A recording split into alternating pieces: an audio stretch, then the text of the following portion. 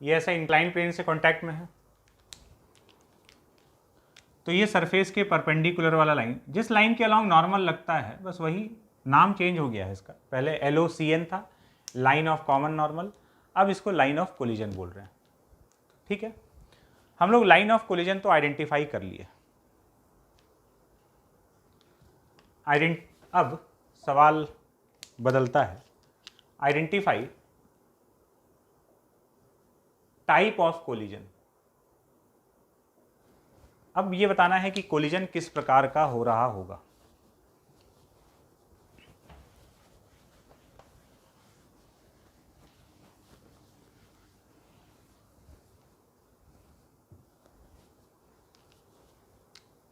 पहला सिचुएशन,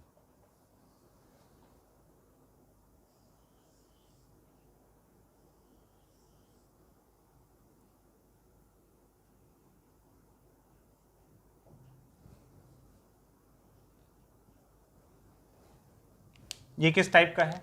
तो भाई ये हुआ लाइन ऑफ कोलिजन, ये लाइन ऑफ कोलिजन है। दोनों ऑब्जेक्ट का वेलोसिटी लाइन ऑफ कोलिजन के अलॉन्ग है।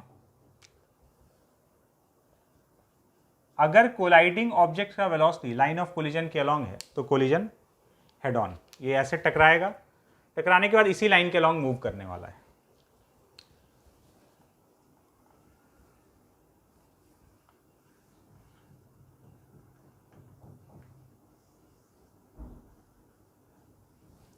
ये वाला कोलिजन कैसा होने वाला है? ये इस तरह से आ रहा है, ये लाइन ऑफ कोलिजन है, लाइन ऑफ कोलिजन के अलॉन्ग ही इसका वेलोसिटी है। इसके पास तो कोई वेलोसिटी है ही नहीं सरफेस के पास, तो ये वाला भी हेड ऑन कोलिजन। इसके लिए बताना,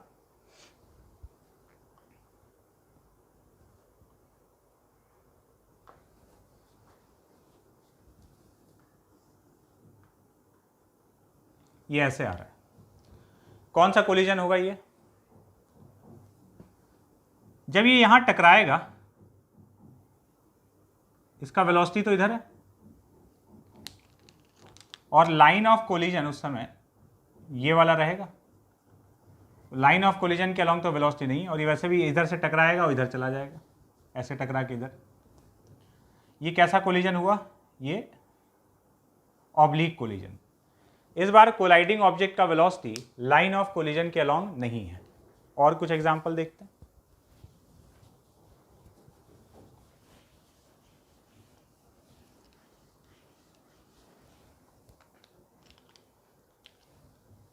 जैसे ये वाला कैसा कोलिजन है?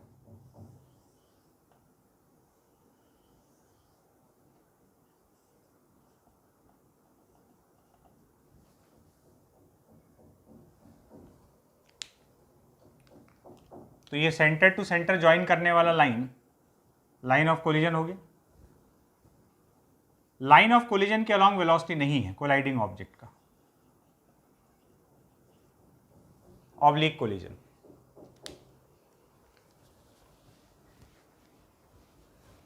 और देखते हैं,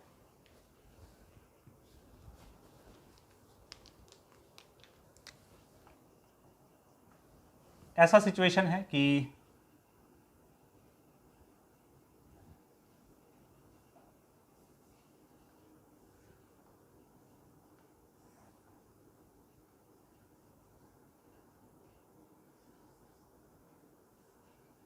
ये इस तरीके से आ रहा है, कैसा कोलिजन? जब ये इससे टकराएगा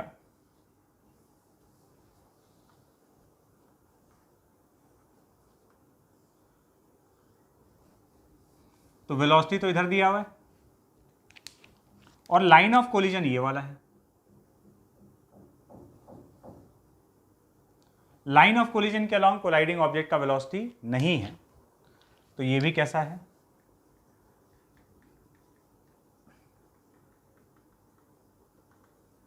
ये भी ऑब्लिक कोलिजन है।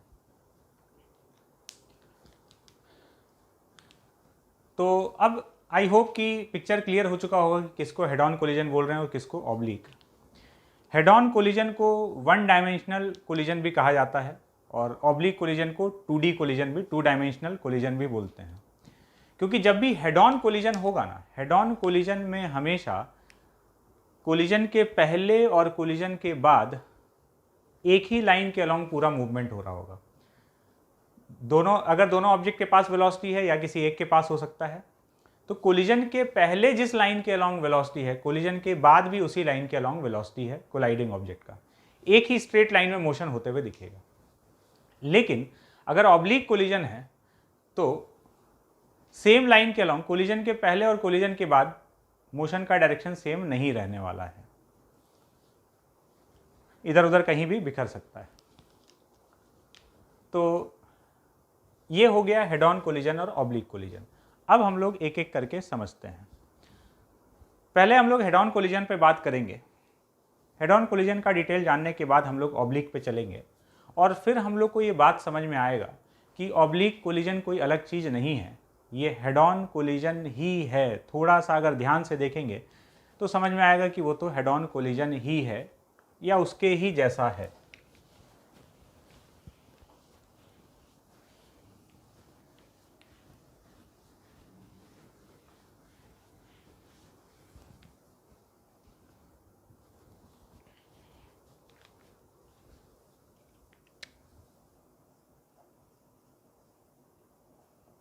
हेड ऑन कोलिजन,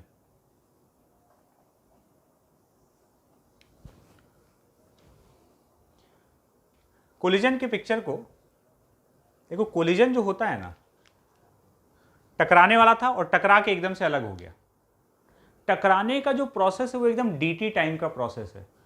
उस dt टाइम में सडनली वेलोसिटी और मोमेंटम में चेंजेस आ जाता है।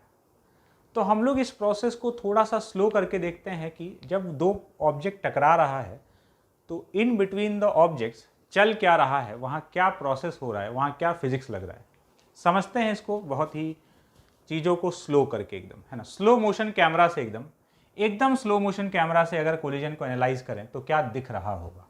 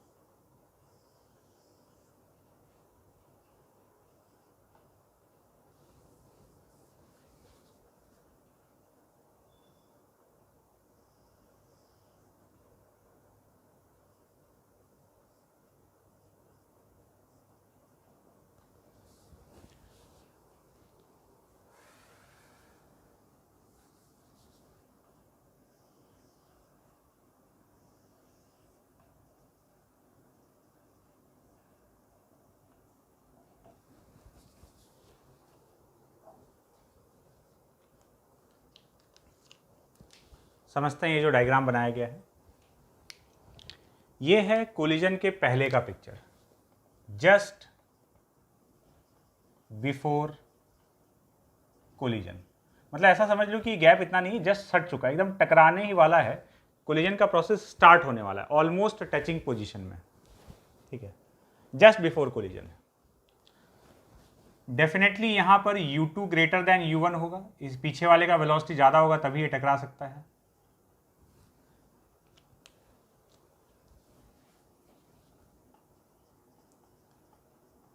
डिफॉर्मेशन,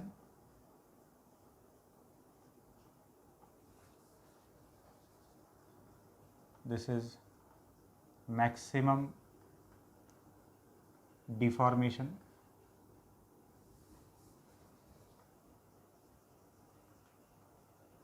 reformation,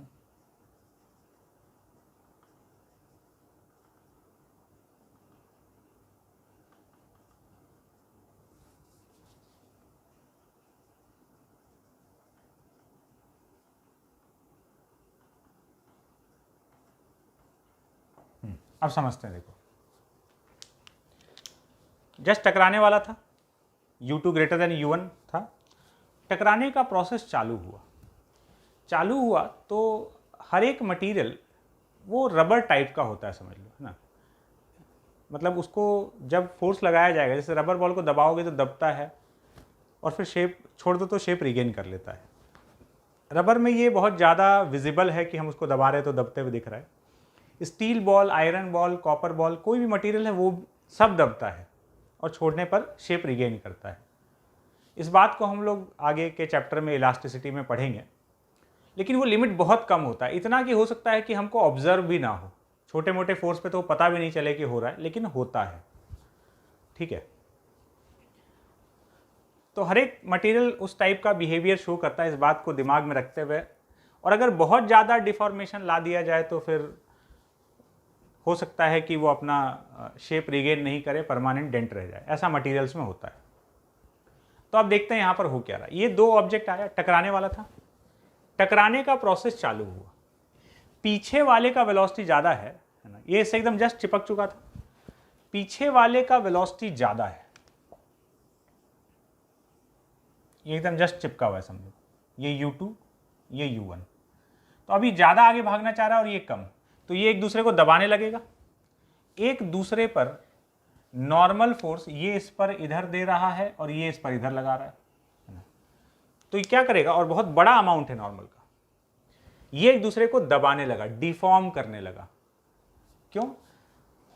ये ज़्यादा आगे जाना चाह रहा है, इसका वेलोसिटी कम है ना, तो ये आगे निकलना चाहेगा, तो ये एक दूसरे को दबाना चालू किया, तो यहाँ पर डिफॉर्मेशन, ये जो ऐसे बनाया गया है, ये दिखाया जा रहा है कि डिफॉर्मेशन, इतना कोई विजिबल नहीं होता डिफॉर्मेशन कि एकदम पूरा दब के आधा हो गया, हम लोग समझने के लिए बना रहे हैं।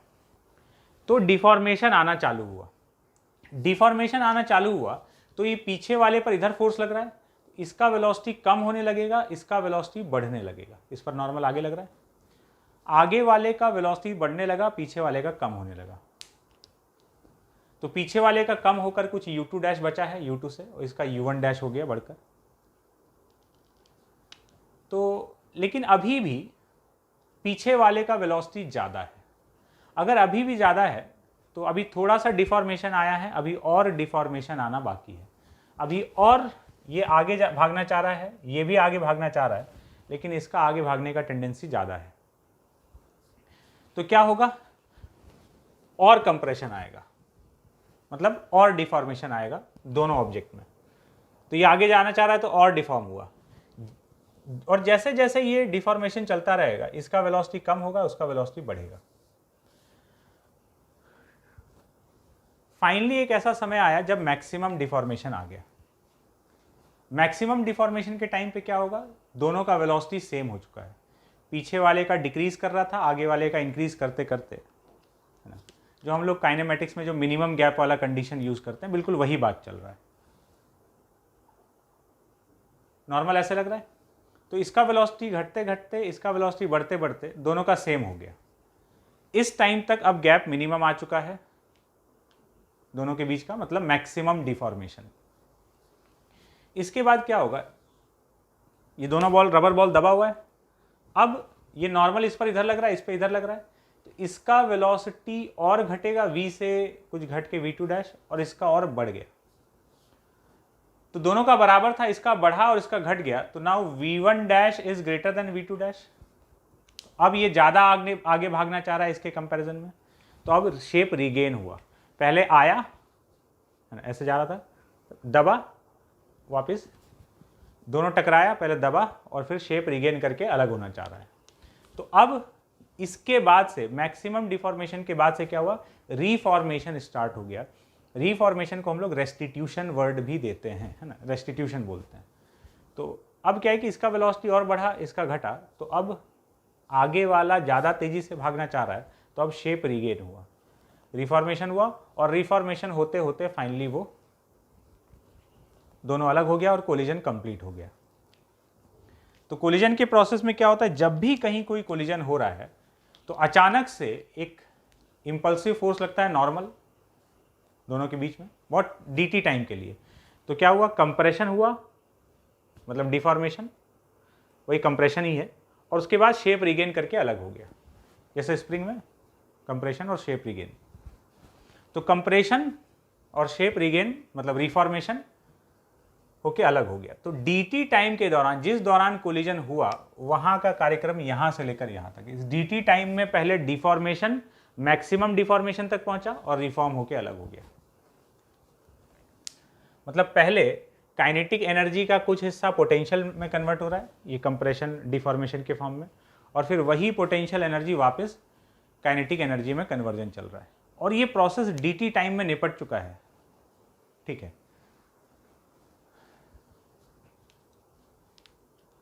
तो इस तरीके से ये पूरा कोलिजन का प्रोसेस कंप्लीट हुआ है।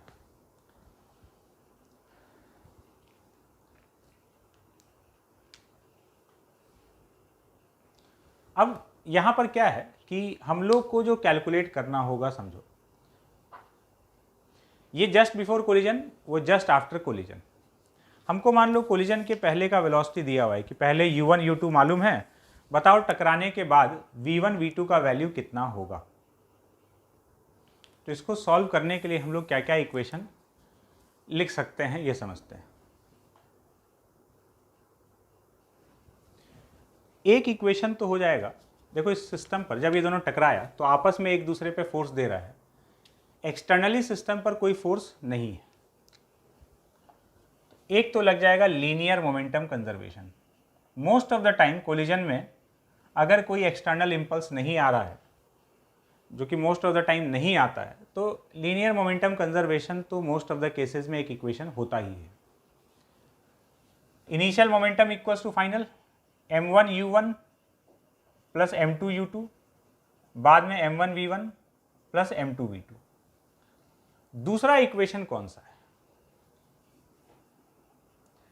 दूसरा इक्वेशन होता है coefficient of restitution, COR, coefficient of restitution. अब इसको जरा समझते हैं ये है क्या चीज। कोफिशिएंट ऑफ रेस्टिट्यूशन, रेस्टिट्यूशन मतलब रिफॉर्मेशन, ये एक फ्रैक्शन है, इसका वैल्यू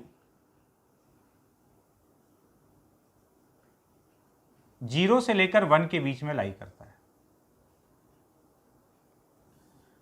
कोफिशिएंट ऑफ रेस्टिट्यूशन ये क्या बता रहा है, ये दे रहा है कोफिशिएंट ऑफ रेस्टिट्यूशन या कोफिशिएंट ऑफ रिफॉर्मेशन, ये बता रहा है कि कितना रिफॉर्मेशन हो रहा है। देखो कोलिजन में पहले डिफॉर्मेशन हुआ, फिर रिफॉर्मेशन हुआ।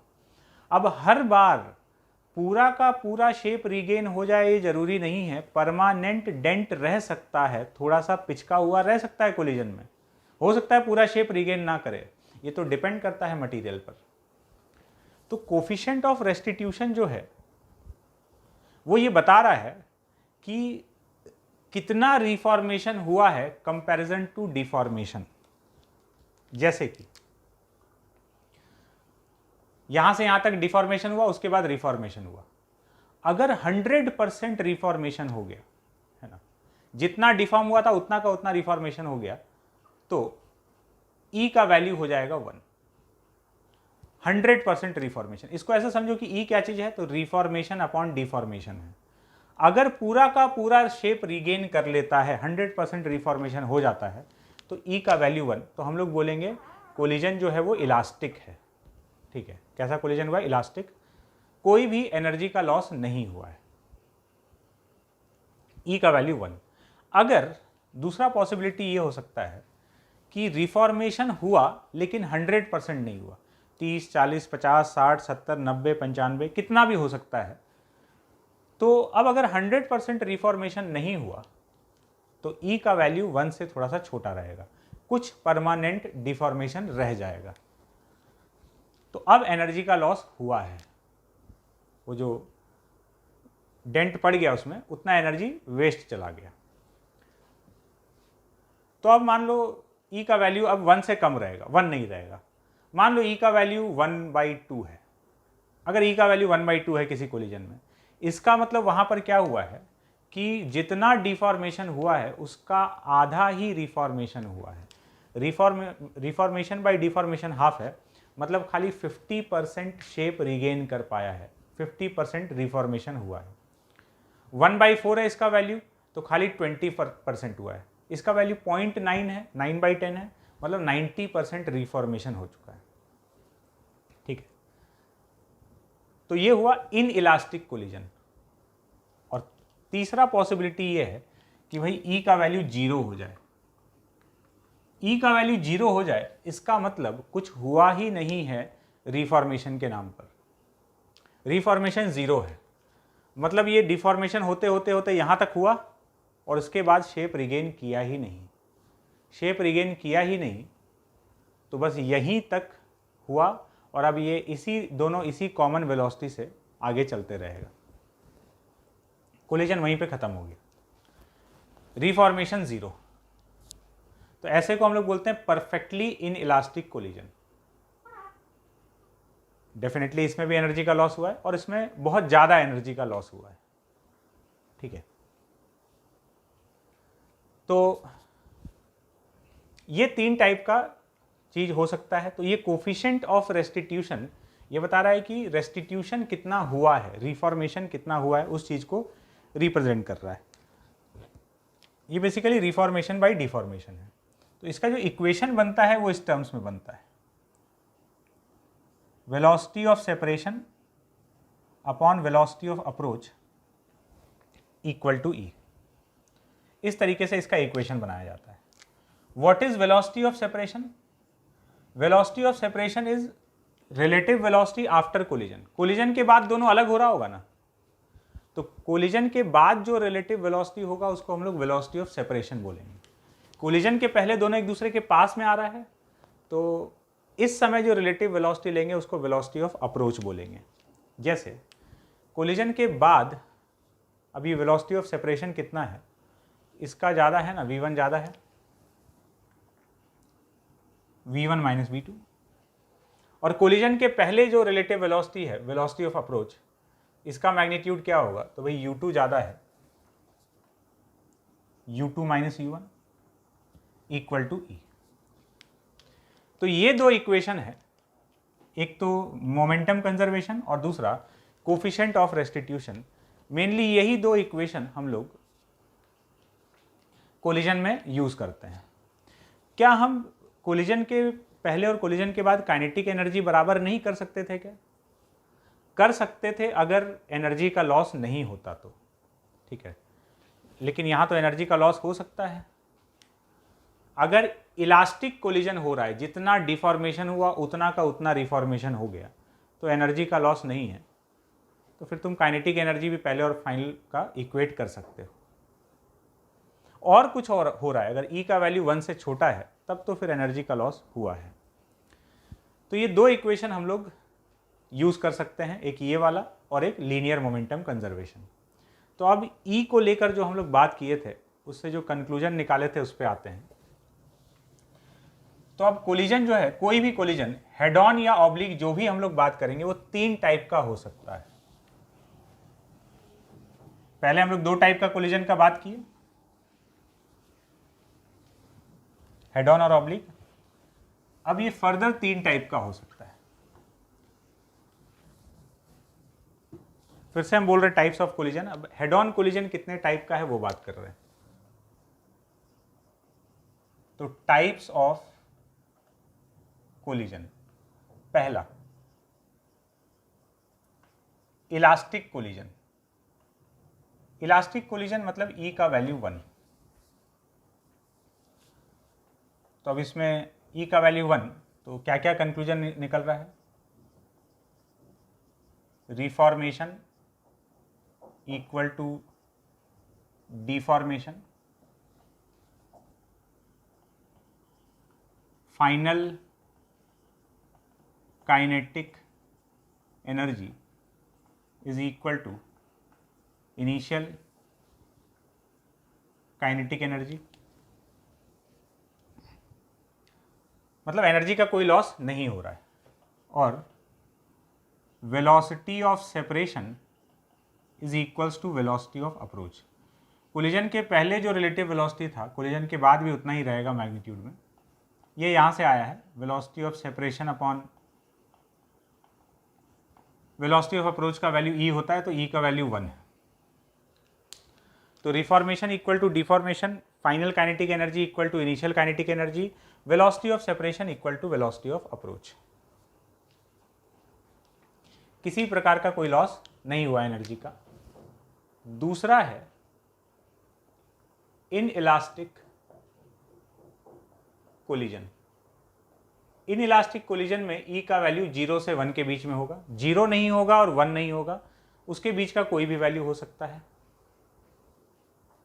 यहां पर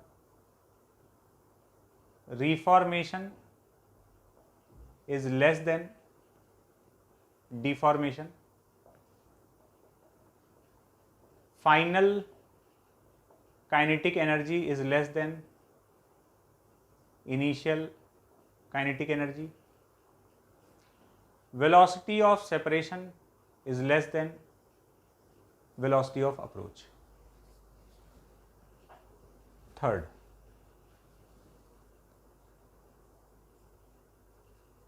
perfectly inelastic collision। इसके लिए E का वैल्यू 0। E का वैल्यू अगर 0 तो रिफॉर्मेशन 0, कोई रिफॉर्मेशन नहीं हो रहा है।